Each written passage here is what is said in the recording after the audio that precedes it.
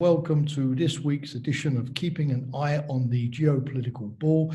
I'm Jamie Shea, Senior Fellow at Friends of Europe.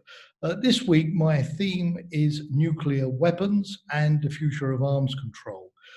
Just a couple of weeks ago, there should have been a meeting at the United Nations in New York to review the Nuclear Proliferation Treaty.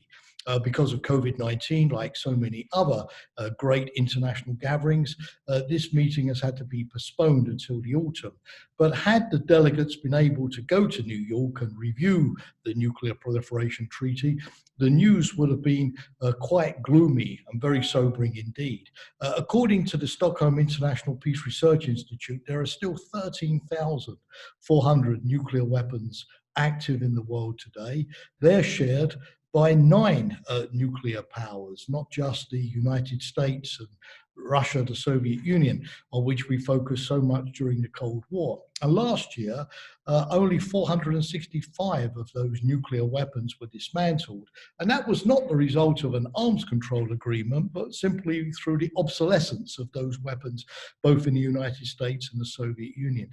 The days just after the fall of the Berlin Wall, when we could proclaim the removal of 7,300 American nuclear weapons from Europe, or celebrate treaties like the Intermediate Nuclear Forces Treaty that eliminated all of the US and the Russian intermediate range weapons, or celebrate, for instance, the end of nuclear testing and the prospects that the Comprehensive Test Ban Treaty would come into force.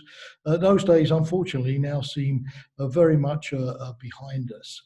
Nuclear deterrence is back, as befits a world in which geopolitical rivalries and tensions are increasing. For instance, the United States has abrogated that Intermediate Nuclear Forces Treaty of which I've just spoken. The United States is developing low-yield nuclear weapons. And just a couple of days ago, there were reports in US newspapers that President Trump and his administration might even go back to testing nuclear weapons. Now, it's true that the United States never ratified the Comprehensive Test Ban Treaty, so is not legally bound not to test, but for the last 20 years, it has not tested. And this, of course, has had an effect on other countries, unfortunately not North Korea, not to test their weapons either. The United States is also now developing in a new generation of hypersonic, very rapidly traveling nuclear weapons as well. And of course, the United States is not doing this in a vacuum. It sees that over the last 20 years, Russia has modernized 80% of its strategic nuclear forces and was the first to develop, with systems like Avangard and Kinzhal, these hypersonic nuclear weapons, which go up 5 times faster the speed of the traditional intercontinental ballistic missile, and therefore make it much harder for missile defenses to intercept these new forms of rockets. Russia has proclaimed that it's also developing underwater cruise torpedo like nuclear weapons. And just a couple of days ago, the Russians publicized their new nuclear policy posture, their guidelines, which make it clear that they preserve the right to respond to a conventional attack with nuclear weapons, or that they also reserve the right to use nuclear weapons in the battlefield, a strategy which NATO calls escalate to de-escalate. So we are now going back into a world where, unfortunately, the restraints of arms control are disappearing fast.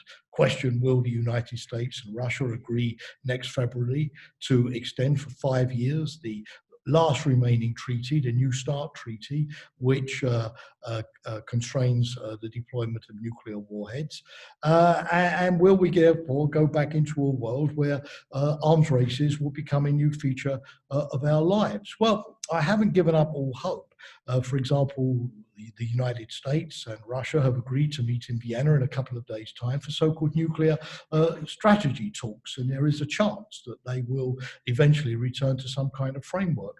The US is also reaching out to China to join this framework, although it seems unlikely that with China having only, in inverted commas, 300 nuclear warheads, that China will agree to participate before Russia and the United States, which have over 90% of the nuclear weapons in the world, agree to come down to lower levels. But nonetheless, this does confront policymakers with an interesting choice. There are those, for example, in the movement to prohibit entirely nuclear weapons, and there's a treaty to this effect on the table of the United Nations, who feel that their hour has come. But for those of us who have been in the more realistic camp of recognizing that nuclear weapons cannot simply be abolished by the stroke of a pen, but have to be dismantled by arms control, the key question is, how do we go back to that kind of framework? And if nuclear deterrence is once again going to become the key way of preserving stability in military competitions around the world, with so many other countries now in the game and modernizing their weapons, how do we make it happen that that system of multilateral nuclear deterrence can be as safe and as stable in the future as the bilateral Soviet-American nuclear deterrence was during the Cold War? We certainly need more geopolitical thinking on that particular topic. That's all for today. Thank you for listening and following, and I look forward to engaging with you once again at this time next week.